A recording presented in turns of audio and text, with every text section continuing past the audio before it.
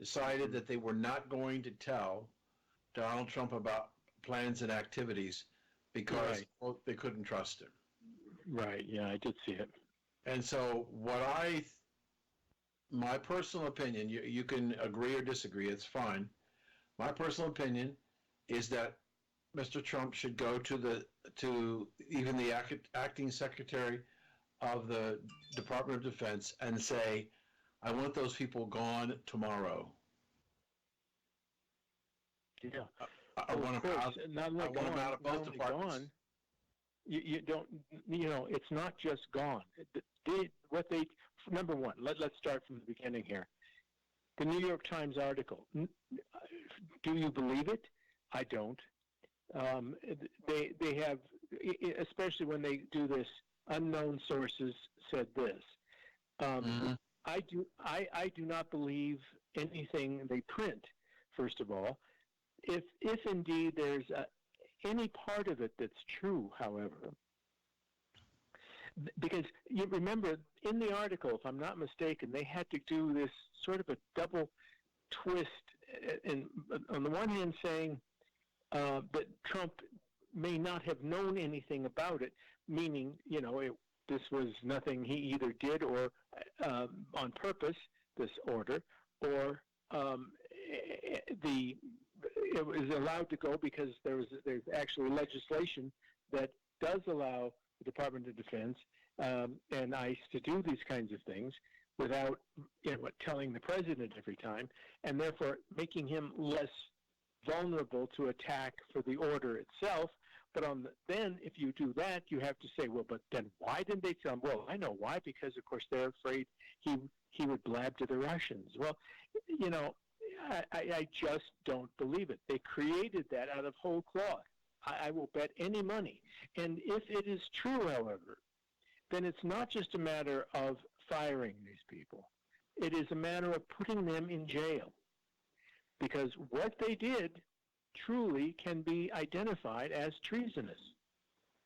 These are people who are sworn to secrecy on these kinds of issues. They have, number one, given the New York Times information about a secret operation that in and of itself is a treasonous act. And then if they went farther and alleged that the president knew, or they didn't want to tell the president, because you can't have an operation going, where you go, gee, I don't know, we better not tell the president, he's not trustworthy. No, this is absolutely unbelievable from so many respects. I don't believe it, first of all, and if it's true, it's not just being fired, it's going to jail for a long, long time that's required.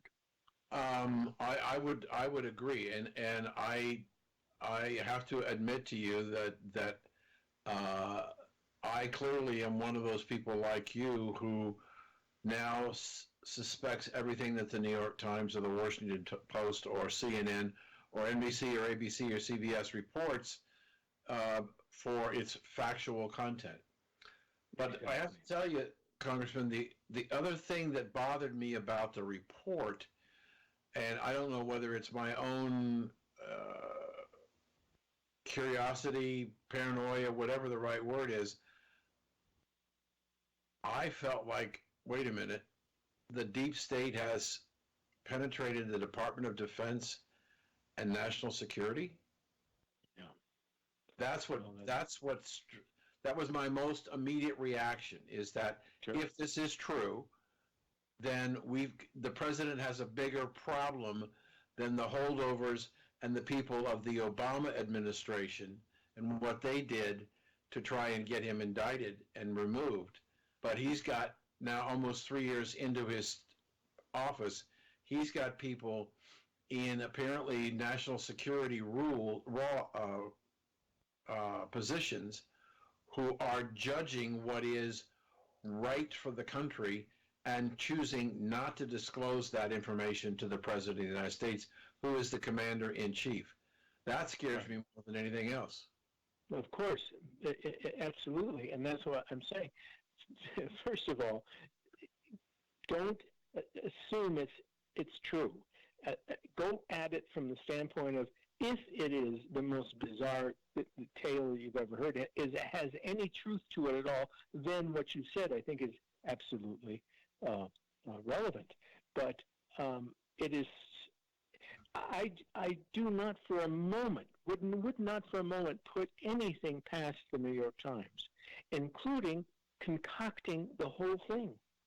Amazing as that is, I believe it's far more possible that happened than the story that they reported happened.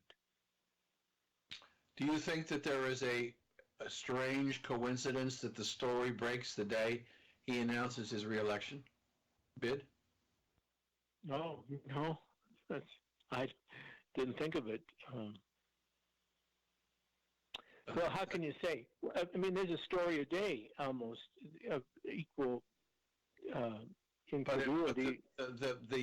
But if I could just slightly disagree with you, the importance of this is that the Defense Department and national security officials have told the American people through the New York Times they can't trust the President of the United States. Yeah. That's on the day he announces he makes a speech about re-election. I mean, if I were him, I would be insane. I mean, I would just go crazy. Apoplectic, yeah. I've got these people that are fighting me and they are deciding, much like the elites try to decide who is going to be the next president by their activities. Now they've got elites in the Department of Defense and in national security who are deciding what information should go to the president. Okay. They can't trust him. But just consider this. I mean, first of all, do you think there's anything that's too diabolical for the New York Times to do in order to get anything? Do you think there's anything that they can possibly do, print, whatever, I mean, that they can use their newspaper for, short of maybe a hit on the president, literally? Do you think there's anything they would not stoop to? Wow.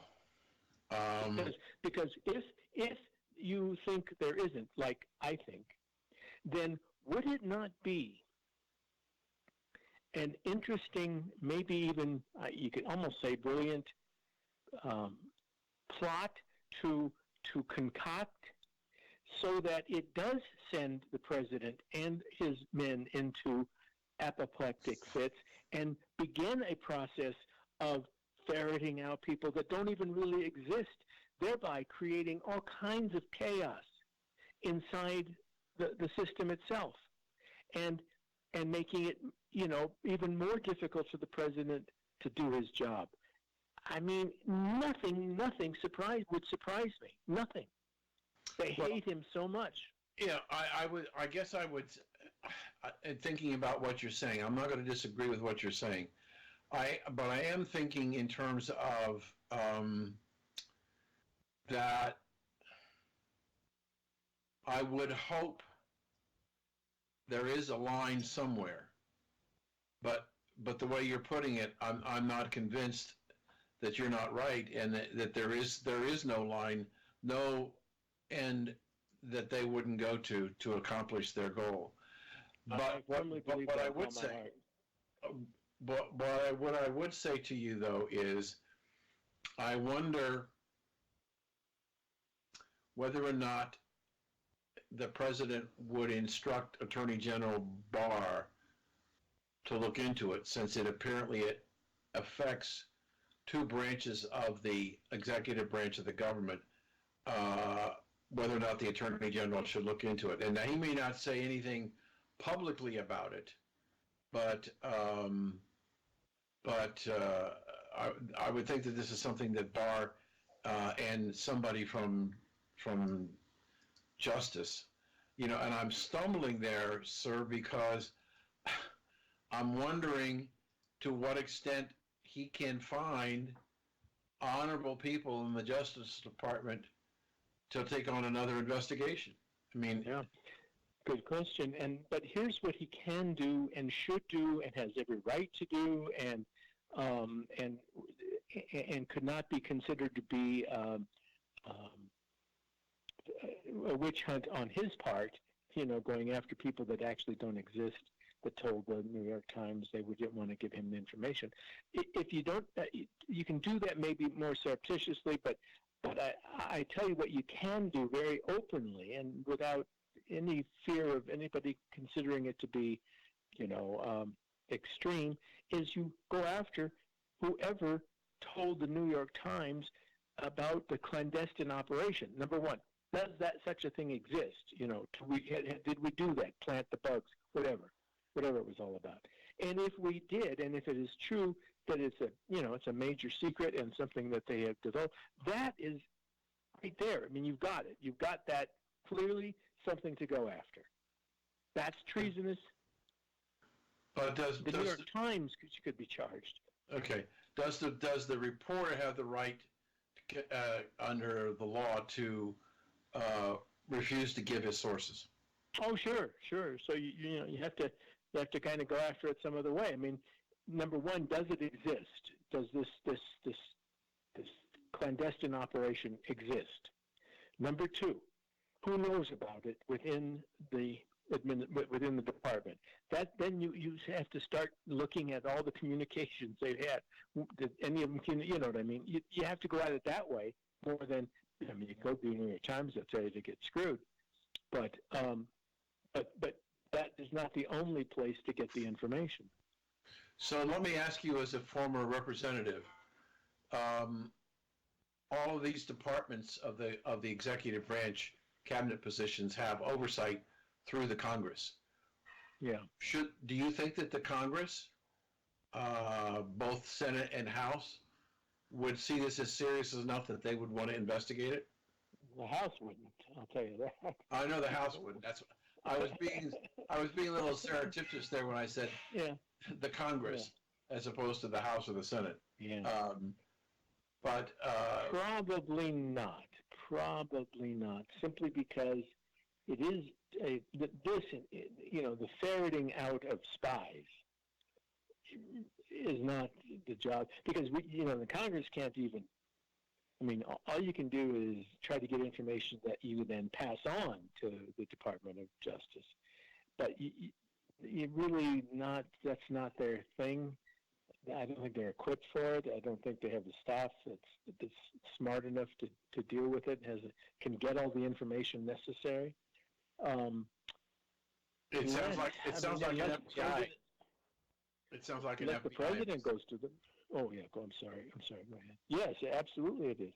Now, if the president goes to the McConnell and says, "Hey, I need help here because I can't trust my own Department of Justice or the Department of Defense. Can you guys weigh in on this?" Then they might, but I doubt it. Okay. So it's probably going to be the FBI or Justice that would look into it. Yes, sir. Okay. I don't know whether, IQ, did you want to ask anything on this subject matter? Okay. All right. We've got Tom Tancrado with us today. Dan Perkins is well with us, and now Tom, you're involved with the folks to build the wall on the southern border. Talk to us a little bit about your work there with those folks. Sure. No, it's the most exciting thing I've done in a long time, and it's the most rewarding because although I spent 10 years in Congress on this issue, you can jawbone it forever, and you can introduce legislation and everything. But in this case, I actually was able to be a part of an organization that built a wall. I mean, it's there, and so it's a lot more fun and a lot more rewarding. And here's what happened. I got a call and was asked to be on the advisory board of WeBuildTheWall. This is several months ago now, and happy to have gotten it and to go along. And our task was to identify, well, first of all, to raise enough money to actually begin construction if we found something. And that we accomplished. It's raised like $24 million in a relatively short period of time. and that's all through crowdfunding type of experience and individual contributions averaging about $65. I think almost 400,000 contributors, Amazing. individual Americans. Yeah, and so you get a sort of a critical mass of money, and then you start looking for places to actually build a wall. And we came across a piece of property, privately owned, which it has to be unless the government ever gave us permission to build, which they're too embarrassed to do. We found a guy that owned a brick plant in New Mexico in a town called Sunland Hills, which, by the way, the town itself is a story, I will tell you, in corruption. But the brick plant was adjacent to, right on the border with Mexico, and every night this guy was being inundated. His plant, his operation, was being inundated by illegal aliens, essentially storming the place, stealing everything they could get their hands on, all the equipment, everything, vandalizing stuff, because there was nothing to it. You just simply walk over a line. That's all there was. They had a parking lot on the Mexican side that backed up to the line with the United States, and a parking lot on our side. So people would just drive a truck. People get out, walk across the line, get in another truck, take off. Anyway, it was ridiculous. It was being absolutely inundated. He was begging the Border Patrol and ICE to help him do something there, to please build some sort of barrier. They kept telling him that it was impossible, that because the area was very rugged, a section of it especially, going up a mountain called Mount Cristo, was so difficult that unless you actually went up that mountain, you had accomplished nothing, because people would just come around there. And so they said, and that was too difficult for them, and therefore, if they did it, it would cost maybe $30 or $40 million. It would take months and months and months, and they didn't think it was worth it. So they kept turning him down. So we found out about it and said, hey, you know what? We can do this. And he said, absolutely, have at it, man. And so we came in, and from the time that we turned the first shovel of dirt to begin the process to the time that we actually ended and completed the wall was about 10 or 11 days. And it would have been shorter had not the town of Sunland Hills sent the police to shut us down for about 30 hours while they were trying to demand more money from us. And not only did we get it done in that period of time, it is by far the best little over, maybe 3/4 of a mile of actual barrier that exists on the entire 1,963 mile border, and the CBI says so. Our fence is built with steel that is warranted for 75 years, as opposed to what the government uses as 25-year lifespan. Our fence has a far more substantial base underneath it. It has technology that's actually classified. It is in terms of the sensors that can reach out and honestly determine whether you've got a disruption in the ground almost a mile away with and whether it's a shovel or is it a human, or it's amazing what can be done and is actually available, just simply not used for whatever reason. The lighting system we put up is better than any place on the border. We actually, along with this, and included in the price, was a road, a paved road. No, I'm sorry, not paved. A concrete road that traverses the entire length of the fence up the mountain, so that the Border Patrol can get, from top to bottom in 20 seconds. They need to. Everything we've done is better than anything that exists on the border. We did it for $8.5 million, as opposed to the 30 or 40 that the government, that the Corps of Engineers was talking about. And we did it in 10 or 11 days. I can't remember for sure, but it wasn't much longer than that. And as I say, it would have been shorter had we not been stopped by Sunland Hills. And you said they wanted more money from you. What did they want the money for? Well, let's see. First of all, they were going to fine us for not having the right permits. But indeed, we had all the right permits. I mean, we knew what kind of people we were dealing with. We went in with more lawyers than they had, and in the beginning to obtain the permits. Now, they didn't know exactly what we were going to do for this very reason, because we did not trust them. But we got the permits for what we needed to do, exactly what we did. Well, okay, so they decided that was couldn't do much more there, so they let us start up again. And the last day, they sent a bunch of cops that they said there were like 10 or 12 cars, and we were all leaving, right? There was supposed to be a sort of a major, we were going to have a big celebration, but because of the 30-hour delay, we actually just, canceled it because it was still an active construction site instead of being completed as we had originally hoped. So, we canceled the event, and we went and told them the day before, said, never mind, there's not going to be an event. We don't need any police. We don't need anything. Well, sure enough, we're all leaving that night, 6 o'clock. Here's 10 police and sheriff's cars. What are you doing here? We said, well, you got this thing. We got to, it's our responsibility. He said, no, there's nothing. There's nobody here. We told you that's been canceled. Well, they stayed, and of course, then sent us a bill for I don't know what. I'm sure it was.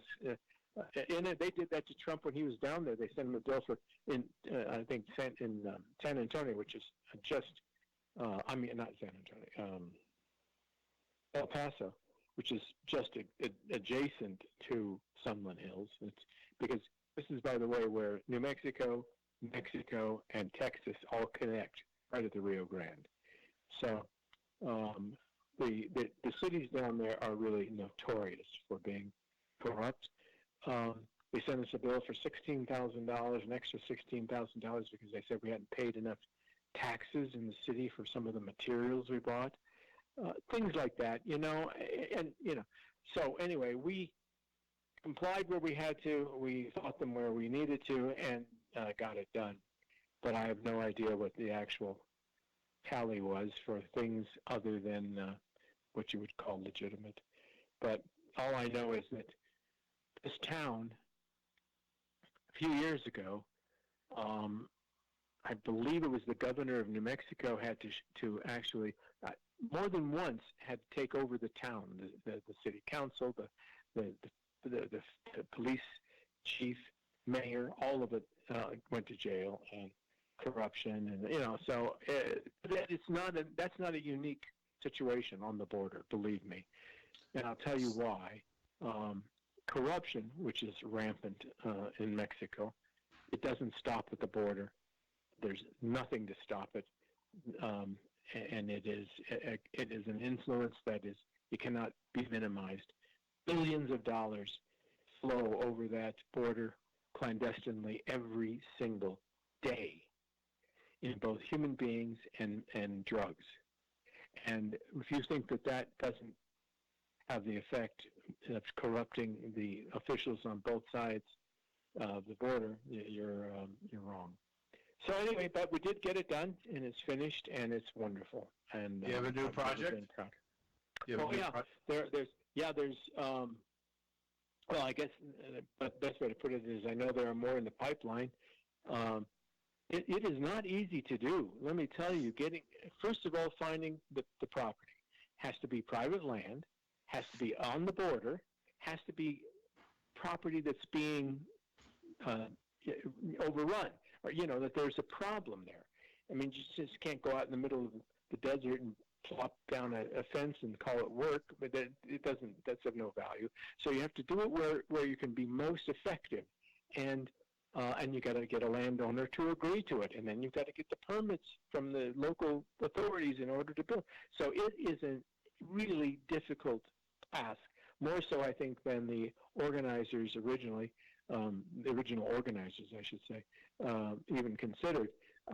Brian Kolfage is the instigator of all of this. He is a veteran, a triple amputee veteran, who at one point in time just said, "Hey, I got to do something about this, man. Let's raise money." Oh, sorry about that. Let's raise money on GoFundMe and give it to the government to help build this wall. And I mean, a little bit naive. So they raised a bunch of money, 20 million, I think, of the 20, and found out that, of course, you could give it to the government, but there was absolutely nothing that would force them to use it to build the wall. And so they changed it from a GoFundMe into a 501c4 that could be privately operated, and as it is today. And they gave everybody the opportunity to move their money from the GoFundMe operation over to the C4, and I think 90-some% did, and those that didn't got their money back. So that's pretty much the status. So I've been patiently listening to your wonderful story with basically one fundamental question to ask you. Sure. What percentage of the government that you dealt with in that town was Democrat? They're all Democrats. There's not a Republican alive down there. I mean, certainly not one in elected office anywhere. And what did the owner feel like after you were done? He's in hog heaven, man. He's I got pictures of him that are, he's an elderly fellow, and he just couldn't be happier. Did it do what it would intended to do? Is the property now safe and not being robbed and destroyed? Totally secure. Not one breach since it was completed. Or do we know whether or not the illegals are trying to breach the wall? Well, they haven't. What they've done is, on the other side of Mount Cristo, you had almost the same situation where they had built the wall but stopped where it began an incline. Ours goes up 30 degrees, 35 degrees up the side of this mountain. The government stopped, and hence what has happened is, of course, all the folks that were coming across a much easier way where we built our wall now are having a little more difficult time, but coming through the other side. We got pictures of it and everything, and we of course went to the federal government, to the Border Patrol, and said, well, at least now you can put your resources here much more effectively, right? Because you can use human resources to block off this area. But also, if you want, we will continue. We got all the equipment here. Don't, just let us go ahead, go over the other side and do exactly the same thing. We'll do it. We can do it. Can do it for a lot less money. We've shown you. What more do you have to see? We haven't heard anything back. And so, yes, there is still, of course, they're all along the border. There's a million holes, and so all you keep doing is plugging them and changing the flow. But every time you change the flow, you are making it more difficult for them and more efficient for the CBP, excuse me, to actually control the situation. I mean, it's a long way from perfect, but it's also a long way from where we were along that particular area. And the mayors of El Paso and the mayor on the other side in Mexico, everybody's screaming about, oh my God, this is terrible, this is horrible.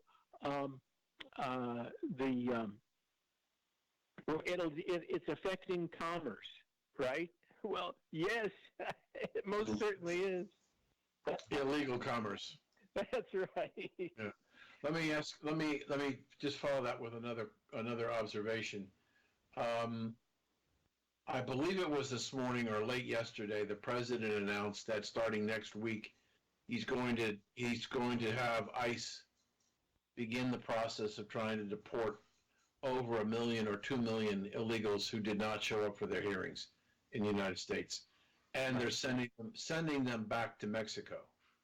Yeah. Now, what do you think is going to happen relative to what Mexico has agreed to do in border control in order to keep the tariff from being added? Do you think that's going to change anything?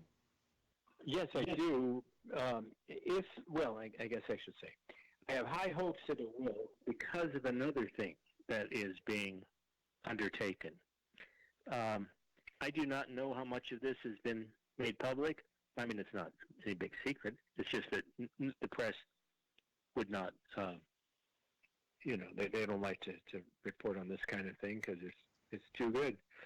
But apparently, Guatemala is about ready to sign an agreement with us that would allow for people who are coming up from South and Central America to have their cases and everything adjudicated, provide a safe haven, I should say, for them in Guatemala. And so they don't have to get into the United States to claim these things. And Mexico would be able to move all of the folks that they have there and any we deport to to Guatemala, and that should really stop almost everything because, of course, they're not looking for a safe haven in Guatemala. But as long as they would agree to allow them to be there for the adjudication process, that's all we needed, and that would actually be the best possible solution so far. There's a better one, and but up to this point in time, the 1 million people that we're talking about, that's a different ball game. But the real problem is this. They're also talking about that people who have applied for asylum in the United States are going to have to go back to Mexico and wait. Yeah. And the Mexican government is having a problem, a huge problem, that if they don't start doing things, Trump has given them a 90-day review, and if they're not progressing, he can impose the tariffs. Now, I've done a story on one of the commentary sites that Mexico, about 30% of its gross domestic product comes across the border to the United States. And but they have one of the lowest defense budgets in the world. 0.6% of their GDP is spent on defense. I had proposed in my article that if they increase they doubled the defense spending from $7 billion to $14 billion, they could put full-time soldiers, not National Guards, on the borders at the south and begin to do something about the borders in the north and contribute some money to Mr. Trump for the building of the wall. I don't know whether that'll happen or not, but it seems that the Democrats in the Congress made another huge mistake on the border, that there is no crisis. And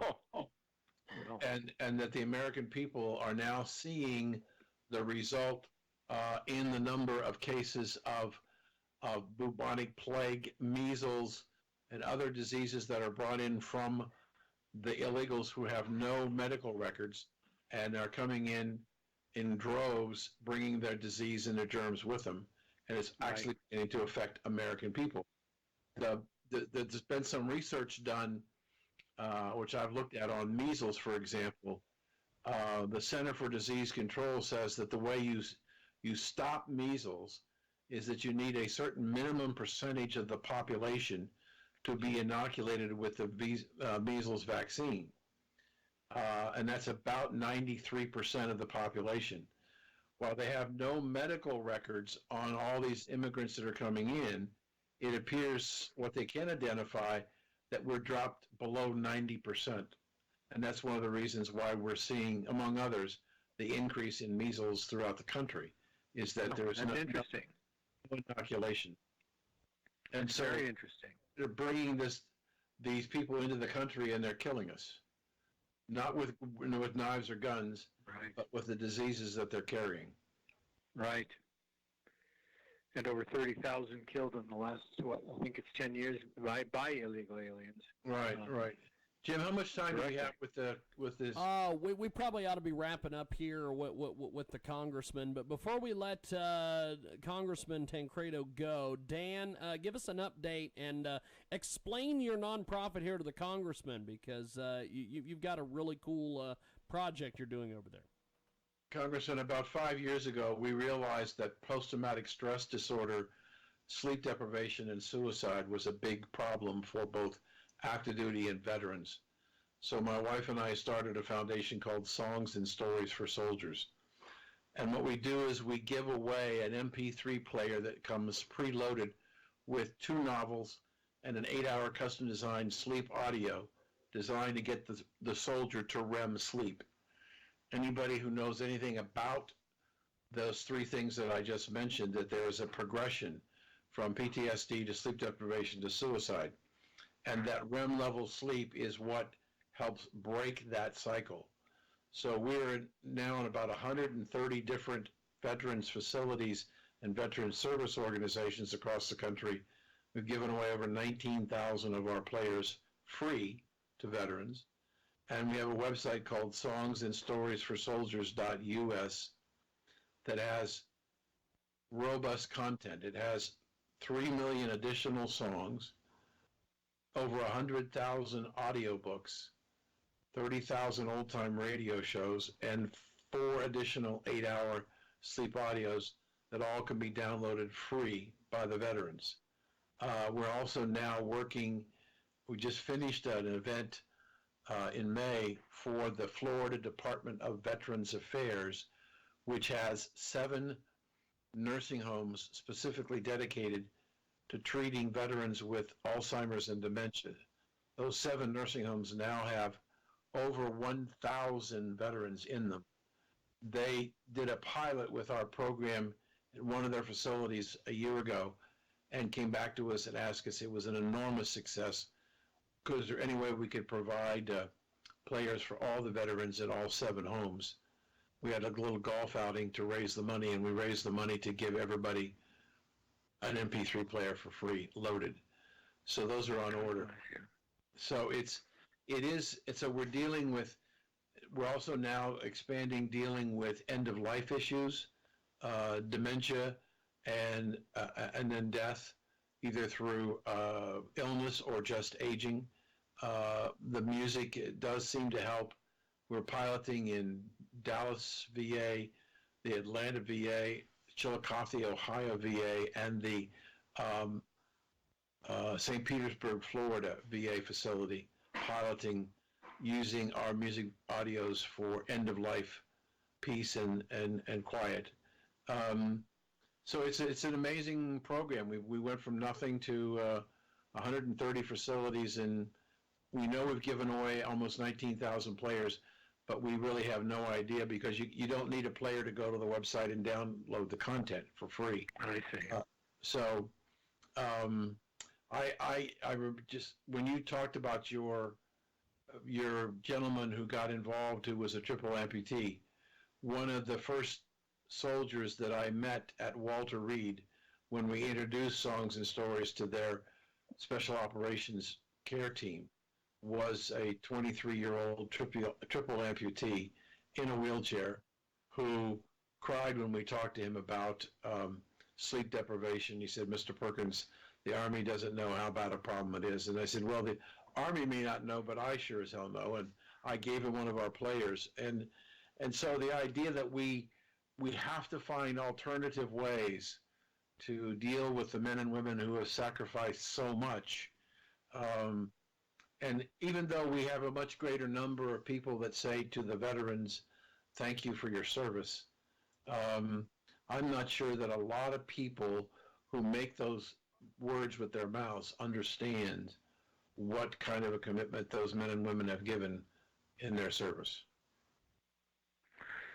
Wow, well, that's really quite extraordinary, and I am very, very impressed by what you've accomplished, and I think that my own father-in-law, who lost both his legs on the USS Hornet in the Battle of Midway, and what he lived through, he lived to the age of 65, wasn't supposed to live nearly that long, but I certainly know that what he experienced in many ways was the same thing, only no one had any way of describing it, and there were no words at the time.